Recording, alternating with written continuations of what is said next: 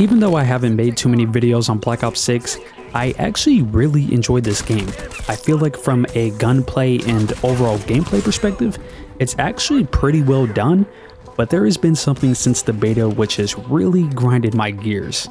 And that's the create a class and overall gunsmith system. This year, Treyarch went extremely simple with it, which I do think is a good idea in concept. However, it just makes the create a class feel not really that impactful to your overall gameplay. We can see here that a lot of these attachments don't actually have cons applied to them. It's only positives, besides I guess the monolithic suppressor, which it reduces your aim down sight speed slightly by about 21%. But if you just run the quick draw rear grip, well then all of a sudden, your aim down sight speed is even better now than the base version of the gun. And what this does is it ends up leading to a overall meta build for just about every gun in the game. On almost every assault rifle, you're going to see them ran like this with these 4 attachments pretty much every time. And then for that last attachment, if it shoots a little bit fast, maybe they throw in extended mags or fast mags, maybe it has a little bit too much recoil, so then they throw in something like recoil springs. Or if they need more damage range, they'll just throw in the long barrel because in multiplayer, bullet velocity doesn't really matter all that much. So now we have an assault rifle which keeps us off the radar, we have a clean picture with this red dot sight, a ton more range, no horizontal recoil, and a way faster aim down sight speed, with absolutely no cons. Now to be honest, I'd rather have this than overwhelming cons similar to Modern Warfare 2, which pretty much penalized you for every single attachment you put on, and it got to the point where sometimes you actually didn't run attachments on your gun because it would make them worse. So to meet somewhere in the middle, you should have pros and cons for every single attachment, and then that way you have to min-max your gun trying to cover its weaknesses while also boosting its strengths. If you do it that way, every gun has its place in the game, and obviously certain guns will do certain things better, and then when new guns drop, they don't just feel like more of the same. However, the gunsmith is actually my smallest problem with the create a class system. The biggest issue I have is with the perk balance and wild cards. I think that this is honestly some of the worst perk balance that I've seen in a Treyarch game. This is usually what I'll run if I'm playing 6v6, not on Nuketown, and to be honest, there is no reason for me to change any of my perks ever. But then, as soon as we get to the wild cards, well, there's really nothing here that is that important. Gunfighter in this game is nice, but it's not needed. I absolutely don't need overkill, I don't need tactical expert, I don't need danger close, I don't need 2 different field upgrades. A 4th score streak would be interesting, but really I only need the 3 that I run all the time, and fly swatter, I mean, let's just be real. So perk greed is really the only one here that's actually extremely powerful because it allows me to run ghost. So for how I play, I don't need anything else. I don't have to think about the map I'm running, I don't have to think about what other people are running. I can run this all year round and be perfectly fine, which for some people they might like that, but for me, I think that's just boring. And the biggest problem the creative class has now is that it just lacks creativity. So I decided at 3:30 at night, why not? Let me try to fix it.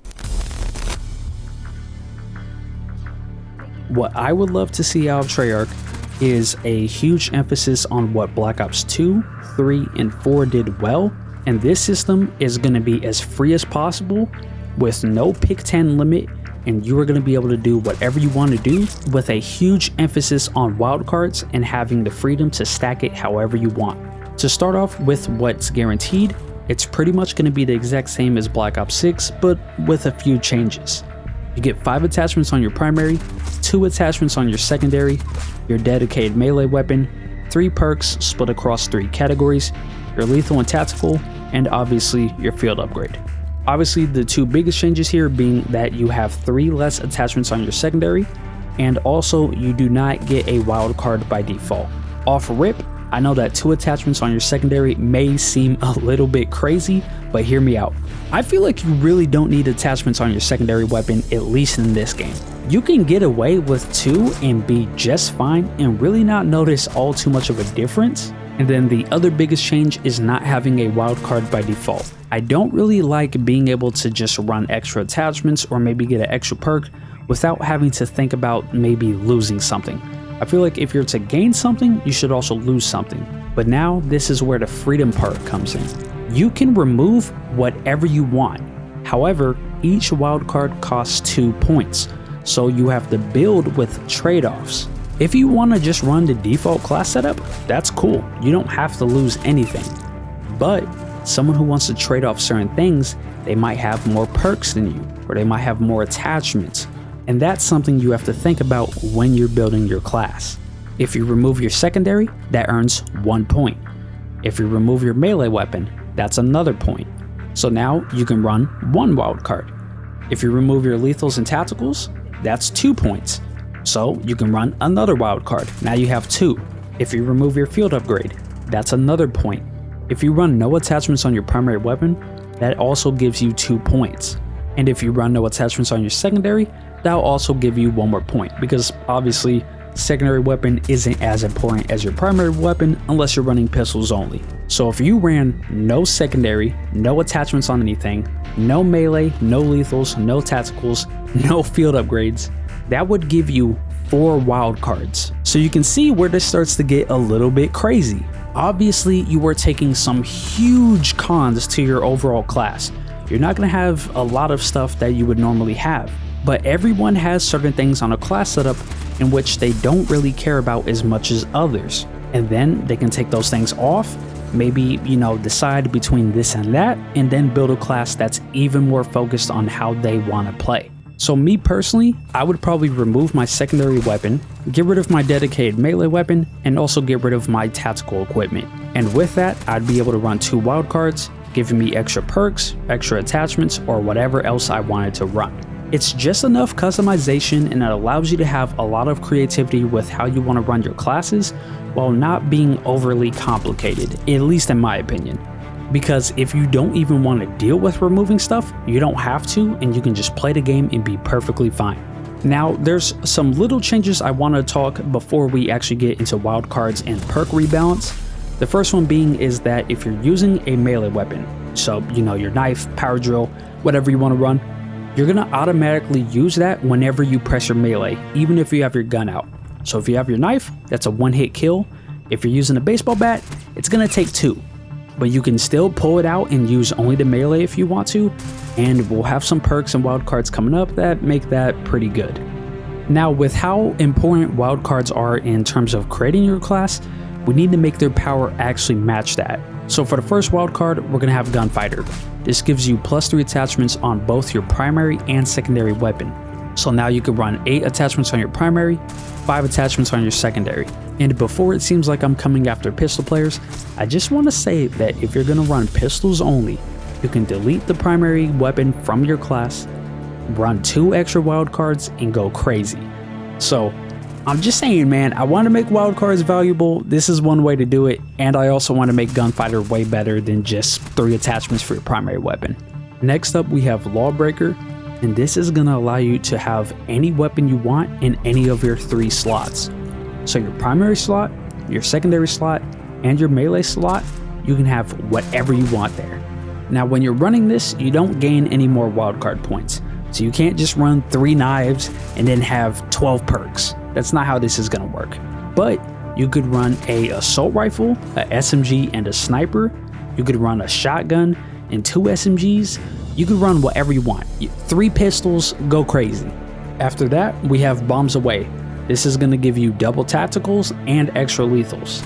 And the reason it's double tacticals rather than just an extra one is because I think that when it comes to create a class balance, you need to make it so certain lethals and tacticals you get more than others. For example, if you're loading in with stims, you should probably get 2. So if you run Bombs Away, you actually get 4 when you spawn in. But if you're running smoke grenades, you only load in with 1, and then if you run Bombs Away, now you have 2. That way you don't have guys running around with 4 smokes or 4 flashbangs or 4 stuns and just ruining the map. And the same thing goes for double lethals. If you're loading in with combat axes, you go from 2 to 4. Frag grenades, 1 to 2. So that way, if someone's running melee only, maybe they're running combat axes and stims, they can have 4 stims, 4 axes, and a knife, and that way that playstyle is a little bit more balanced with someone who's just going to be running a primary weapon, maybe stuns and Simtexes. Next, we're going to bring back High Roller, but make it a little bit better. You still get to equip that 4th score streak, but now you also get double score from your score streaks. So for example, if a UAV earns you plus 15 score for each time your teammate gets a kill, now you get plus 30. If a chopper gunner kill gives you plus 10, now it's going to give you plus 20. So for people who want to pub stop and just keep going in score streaks over and over and over, you can run this, and then that way your score streaks can earn your score streaks, kind of similar to like the OG Call of Duty games, but nowhere near as overpowered. Now for the next score streak related wildcard, we're going to be bringing back support. If you played the OG Modern Warfare 3 or maybe even other games that might have had support streaks, but how they worked was that when you died, you wouldn't lose your progress. Maybe the score streak would cost a little bit more, but that was it, and at least sometimes this was pretty broken. But I actually think that it was really close to perfection, so we're going to bring it back here, but we're going to change it up just a little bit. So if you're running this, you're only going to be able to equip non-lethal score streaks. So we're talking the Scout Pulse, UAVs, Interceptors, HARP, stuff like that. And they're also going to be worth double the score, but they don't reset on death. So for anyone who played Cold War, this is going to seem very familiar. You're going to know exactly what this is about, but it's not going to be as overpowered as it was back in like the OG Modern Warfare 3. And for our final score streak related wildcard, we're actually going to have Specialists, and this is going to make it so you earn extra perks instead of shrieks. Look, I'm going to be real with y'all, I don't know how Specialist hasn't been seen in the treyarch game, and I think that the last time we actually saw Specialists was Modern Warfare 2019, which is just absurd. This should be a Call of Duty standard. I think just about everyone who's ever used Specialists absolutely loves it. And it has a huge trade-off. Do you want score streaks or do you want extra perks? If you're somebody who wants to just perk out and maybe you don't want to run perk greed, you can run Specialists instead, sacrifice your score streaks, and instead earn perks through, getting kills and playing the objective. Now there's also one more hidden bonus, but I'm not going to get into that until we talk about the perks and the perk specialty. So you're going to have to wait for that, but I promise y'all, this makes Specialists easily the biggest high-risk, high-reward wildcard in the game. Hey homies, I'm editing this video right now and I realized that I forgot to talk about perk greed. I don't know how I forgot about that, to be honest. To sum it up real quick, it's going to allow you to select another perk, but from a certain category. So instead of how in Black Ops 6, where you can just take any perk from any category, it's going to be more like Black Ops 2, Black Ops 3, where you would have perk 1 greed, perk 2 greed, etc. And that's mostly just because with how powerful perk 1 is, you don't want somebody running around with like Ghost, Ninja, Flak Jacket, High Alert, just stacking up a bunch of hella powerful perks. But I think that's everything, so let's get back to the vid. If I'm being honest, in Black Ops 6, the perk balance, it's just not really that good. The perk specialties, they do a lot of heavy lifting in this game, and I love the concept, but I feel like it could be a lot better. So what we're going to do is, instead of nerfing a lot of the good perks, we're going to buff the less used or bad ones. So let's start off with the perk 1 category. In just about every COD, this is the most important selection you make. It's usually playstyle defining, and pretty much these are going to be the most powerful perks in the game. For the Enforcer perks, we're going to combine Gung Ho plus Dexterity, but also boost it just a little bit more. So in total, you're going to get improved sprint and attack sprint speeds while reloading or using equipment. We're going to boost Dexterity a little bit more by making it so that it completely removes all penalties while jumping, sliding, or diving. And also we're going to make it so you take no fall damage whatsoever. On top of that, it's also going to reduce the penalties from attack sprint by 10%, so that's the aim down sight penalty and the sprint to fire penalty, and you can also fire your weapon while sprinting.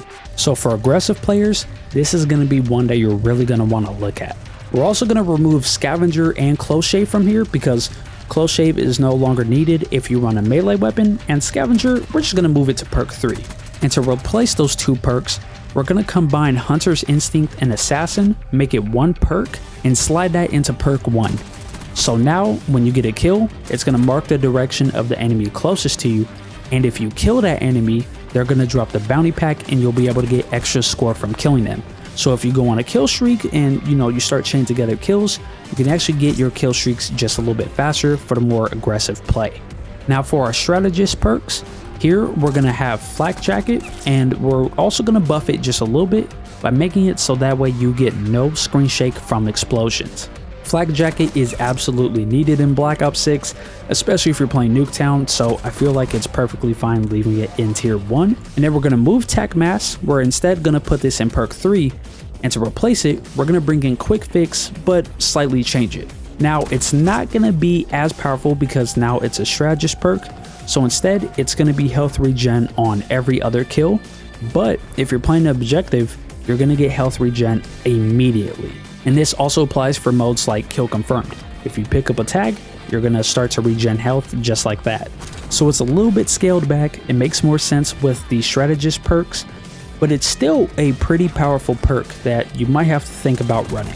And then for the recon perks, we're going to keep these the same. Ghost and Ninja are extremely strong. They're needed in just about every COD, and honestly, they don't need any changes.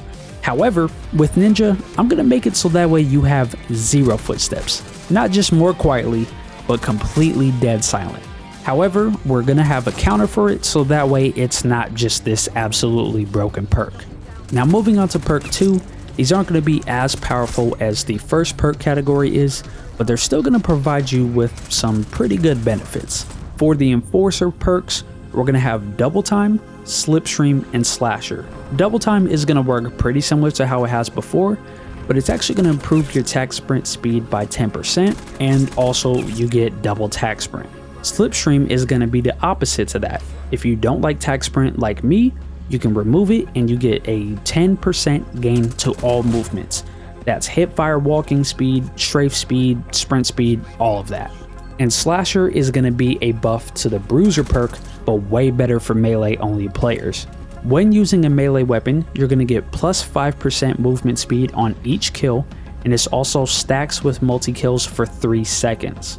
You also regen health automatically on each kill, and your melee speed is improved by 33%. So if you're someone who's like these knives only, you're going to absolutely love this perk.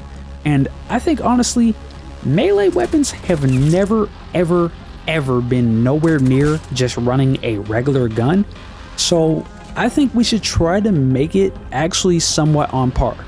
Obviously, you still have to have the skill to, duck and weave behind cover and stuff and catch people off guard if you're running melee only, but for smaller maps such as like a Nuketown, Shipment, whatever, if you're running this, you can go absolutely crazy with it, especially with that health regen, the movement speed, and the melee speed. For the strategist perks, we're going to have toughness and restock. Toughness is going to reduce your flinch, and you're going to have actually less red on your screen when you're shot. So for snipers, this is going to be a great perk. And just overall, if you really don't like flinch and you don't want to run an attachment to help you out, you can run a perk instead and still be able to run whatever you want on your gun. Restock is going to recharge your equipment every 15 seconds, and your field upgrade is going to recharge 50% faster. This helps out objective players. If they want to throw down smokes and trophy systems, they can do that way better. For the recon perks, we're going to have cold-blooded and high alert. Cold-blooded is going to make your name tag not pop up when an enemy is viewing you, and you're also immune to all AI controlled score streaks. High alert is going to give you a visual cue when you're spotted, and also you're going to have a 50% increase to your minimap. Now moving on to perk 3, these are going to be perks that are just nice little bonuses. They're nowhere near as powerful as perk 1 or perk 2, but they can still have their usefulness. For the red perks, we're going to have scavenger and fast hands. There's no real reason to change scavenger here. When you kill an enemy, they'll drop a pack. If you pick it up, it gives you ammo and equipment, and if you combine that with hunter's instinct, you'll be able to actually get some extra points plus all your equipment back, so they stack up together pretty well. And then for fast hands, you're going to be able to swap and reload faster, and the reload is sped up more depending on your magazine add time. So if you're using something like an LMG, it's going to speed that up by about 33%, but if you're using something like an SMG, only 10%. You also use equipment faster, so if you're popping a tack insert, you can throw that down faster. Throwing a nade, you can throw that faster, stuff like that. For the strategist perks, we have engineer and tack mass. For engineer, you're going to be able to see equipment through walls. It's also going to highlight score streaks, and you get 2 field upgrade charges. For tech mass, you're just going to be immune to all tacticals. That one's pretty self-explanatory. And finally, for the recon perks, we're going to have tracker and awareness.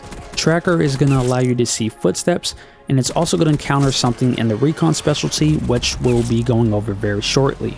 Awareness is going to be the counter for ninja, and it's also going to reduce combat noise, similar to how the flex perk worked back in Modern Warfare 3's Warzone. But now, let's talk about perk specialties. I think this is honestly a great concept, and I love this with Black Ops 6. I just feel like it needs a little bit more tuning. For one, the overall best here for me is Enforcer, so we're not going to change it all too much. The green perks are obviously the least used, so let's try to give them a huge boost. And for Recon, I feel like it's already pretty good, but I just want to make it a little more focused on its actual name, that being recon related abilities. So let's start off with the Enforcer specialty. On this, kills are going to regen health, you get plus 5% to all movement, and plus 10% to your aim down sight speed and sprint to fire speed bonus for 3 seconds. This is pretty much the same, but now, since you also get an additional aim down sight speed bonus and sprint to fire speed bonus, this is going to make the heavier guns just be able to be used a little more aggressively if you want to do that. Snipers also are going to love this because it allows them to be a little bit better at quickscoping, which in Black Ops games usually isn't the best.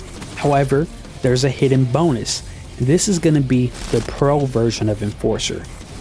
If you are running perk greed and you run a 4th red perk, you get the pro bonus. This is going to be that multi-kills refill your magazine. If you played World War II after the overhaul, I believe there was a basic training called Escalation, where if you got doubles or triples or whatever many multi-kills, it would refill your magazine, and this was so much fun. It made shotguns, snipers, and even LMGs so much better. And for anyone who was playing aggressive, you could go on crazy streaks. So I wanted to introduce that here, and I feel like also when you run perk greed, there's no real reason to use another perk from the same specialty, so this makes perk greed even stronger. And then you also have to think about what you're gonna run, rather than just being like, oh, let me run 3 red perks plus ghosts and I'm good to go.